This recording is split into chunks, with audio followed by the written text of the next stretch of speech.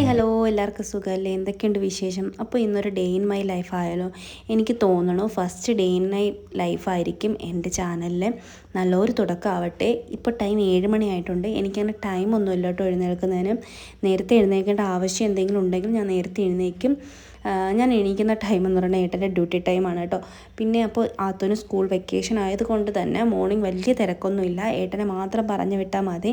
പിള്ളേർ സ്കൂളിൽ വിടുന്നൊരു ടൈം എന്ന് പറയുന്നത് നമ്മൾ മോർണിംഗ് ഒരു ഓട്ടപ്പാച്ചിൽ തന്നെ ആയിരിക്കും. അവരെ റെഡിയാക്കുക, ടിഫിൻ പാക്ക് ചെയ്യുക എല്ലാം.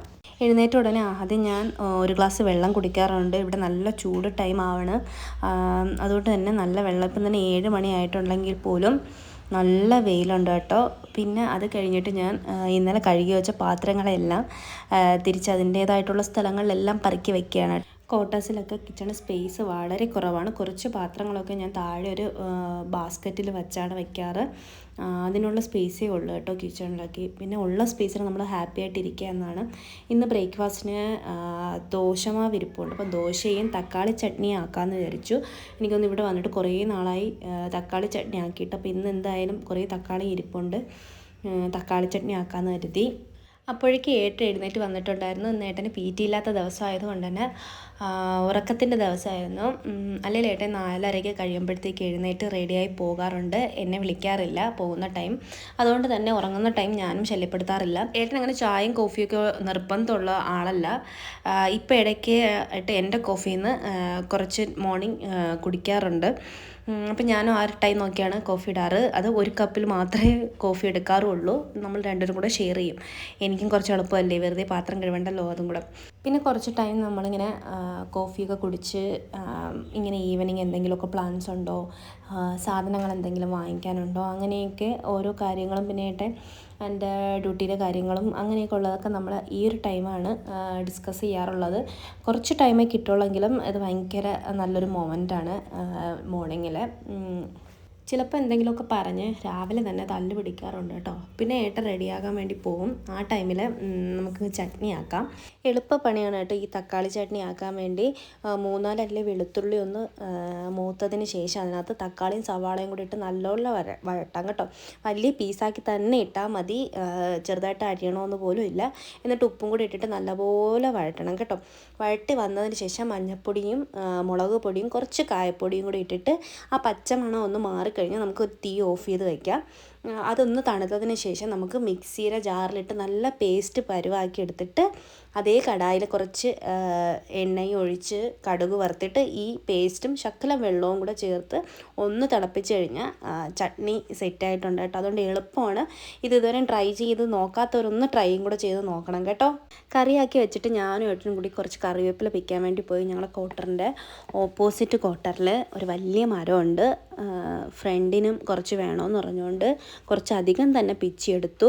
8 മണി കഴിഞ്ഞതേ ഉള്ളൂ.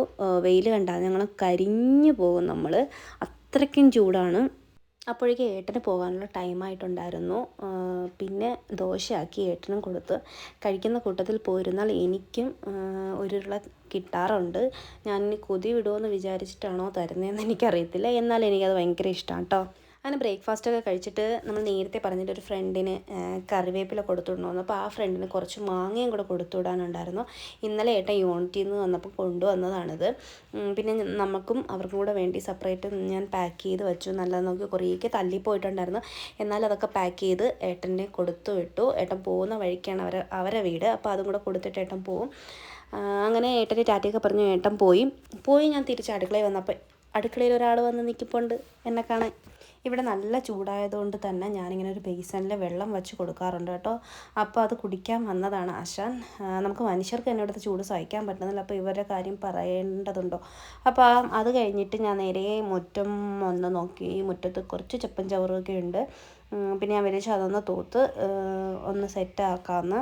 ഓപ്പോസിറ്റുള്ള വീട്ടിലെ ആളില്ല, അവർ ലീവിന് പോയിരിക്കുകയാണ്. ഞങ്ങൾ രണ്ടാളുമാണ് മാറിയും തിരിഞ്ഞും മുറ്റം അടിക്കാറ്.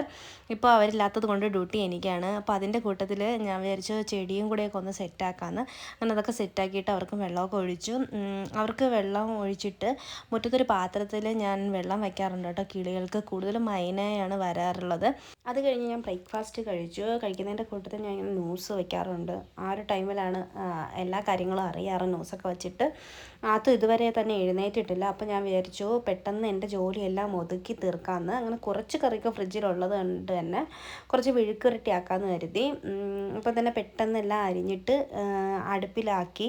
ആ ടൈമിൽ ആത്തു എഴുന്നേൽക്കുകയും ചെയ്തു. അപ്പോൾ പിന്നെ ആത്തുവിനുള്ള ബ്രേക്ക്ഫാസ്റ്റ് ആക്കണം. ആത്തു വെജിറ്റബിൾസ് ഒന്നും കഴിക്കാറില്ല കേട്ടോ. പക്ഷേ എൻ്റെ അടുത്ത് ആ ഇടപാടൊന്നും നടക്കാറില്ല. ഞാൻ ദോശയുടെ കൂട്ടത്തിൽ മുരിങ്ങയിലയും ഒക്കെ അരച്ച് ചേർത്ത് കൊടുക്കാറാണ് പതിവ്. ഇന്നാണെങ്കിൽ ക്യാരറ്റ് ഞാൻ പുഴുങ്ങിയിട്ട് അത് അരച്ച് ദോശമാവിൻ്റെ കൂടെ ചേർത്തു. ഇങ്ങനെയൊക്കെ ആകുമ്പോഴത്തേക്ക് അവൾ അറിയത്തില്ല കേട്ടോ. ഞാൻ ഓരോ കളറ് ദോശയെന്ന് പറഞ്ഞ് ഇങ്ങനെയും കൊടുക്കും, അത് കഴിക്കുകയും ചെയ്യും കേട്ടോ. ആത്തുനായതുകൊണ്ട് തന്നെ ഞാൻ നിറയെ നെയ്യ് തേച്ചാണ് കൊടുക്കാറുള്ളത്. വീട്ടിലാക്കിയ നെയ്യാണ് കേട്ടോ, ബട്ട് ഞാനാക്കിയതല്ല എന്നേ ഉള്ളൂ. പിന്നെ ആത്തുന് ഞാൻ ദോശ കൊടുത്തു. ആത്തുന് ചമ്മന്തി മാത്രമേ ഇതിൻ്റെ കൂട്ടാറുള്ളൂ. അത് തക്കാളിയൊക്കെ പാടാണ് തേങ്ങാ ചമ്മന്തി. ആത്തുന് ബ്രേക്ക്ഫാസ്റ്റ് കൊടുത്തിട്ട് ഞാൻ നേരെ ചോറിനുള്ള വെള്ളം അടുപ്പിലും ആക്കി. എന്നിട്ട് മാങ്ങ ഉള്ളത് കൊണ്ട് തന്നെ ഒരു മാങ്ങാ ചമ്മന്തി അരയ്ക്കാമെന്ന് കരുതി. ഈ കാന്താരിയൊക്കെ ഞാൻ നാട്ടിൽ നിന്ന് കൊണ്ടുവന്ന് ഇവിടെ നട്ടുപിടിപ്പിച്ചതാണ് കേട്ടോ. അത് കഴിഞ്ഞ് ചമ്മന്തി അരച്ചതിന് ശേഷം പാത്രങ്ങളെല്ലാം കഴുകി കിച്ചണും ക്ലീനാക്കി വെച്ചു.